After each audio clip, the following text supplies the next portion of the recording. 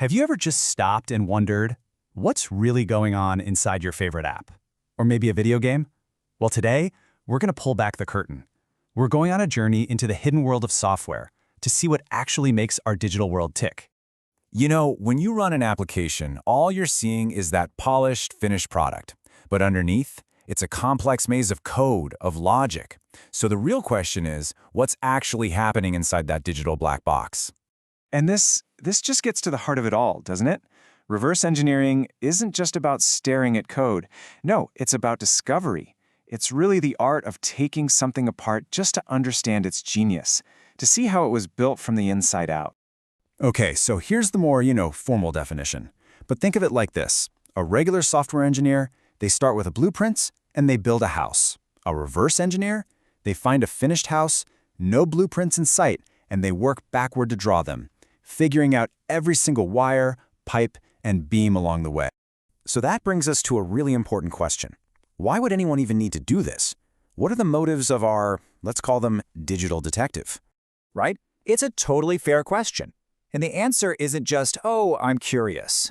There are some incredibly important and totally legitimate reasons for wanting to peek inside that box.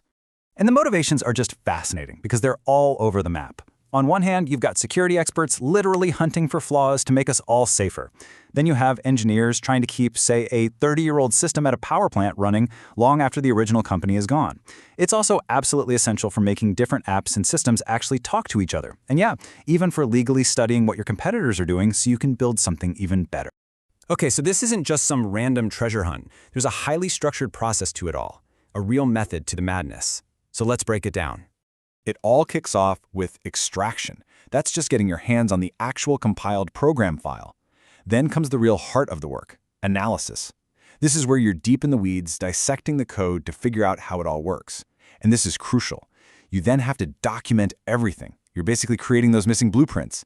And sometimes you might even move on to rebuilding, maybe to patch a security hole or get the software to work on a brand new system. All right, let's zoom in on that critical second step, analysis. How in the world do you decode a language that was written for a machine, not for a person to read? Well, there are two main ways to tackle it: static and dynamic analysis. Think of static analysis like a mechanic looking at the schematics for an engine without ever turning it on. You can see the entire structure, how it's all put together. Dynamic analysis? That's starting the engine, revving it, and watching how all the parts actually interact in real time. Any good reverse engineer is going to use both to get the full picture. And you don't do this with just any old text editor. Oh no, this requires some seriously specialized tools. You can think of programs like IDA Pro and Ghidra as the digital version of a detective's magnifying glass and forensic kit. They're what help translate that machine language into something a human can actually start to understand. But here's the thing, and this is probably the most important point. None of those fancy tools matter one bit if you can't speak the machine's native tongue. And that language is assembly. It's the super low-level language that talks directly to the computer's hardware. It is the absolute 100% non-negotiable foundation for this entire field. And this really shows you the detective work that's involved. You're literally on the hunt for specific clues. That means you have to understand different dialects of assembly, like x86, x64, and ARM. Those are for the different processors in our laptops and phones. It means recognizing file types, like PE for Windows or ELF for Linux. You've also got to trace the program's decision-making paths and even spot the traps developers sometimes set to stop people like you from looking inside in the first place. So this brings us to a really important point. This is a powerful skill set, right?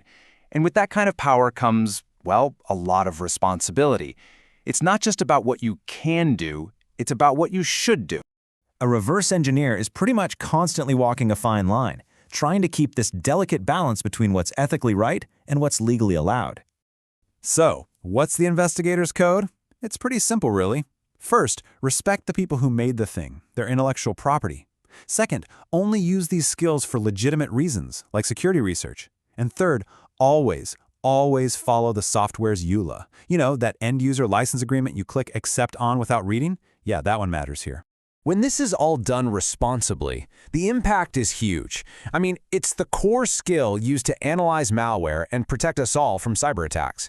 It's what ensures a company's most critical systems can keep humming along for decades. It's what allows for the kind of innovation that honestly benefits everyone. So, we'll leave you with this thought. We've seen that reverse engineering is this incredibly powerful tool for understanding, for fixing, and for securing our digital world. But that line between discovery and infringement, between protection and piracy, it's all defined by your intent and your ethics. So the real question is, where do you draw that line?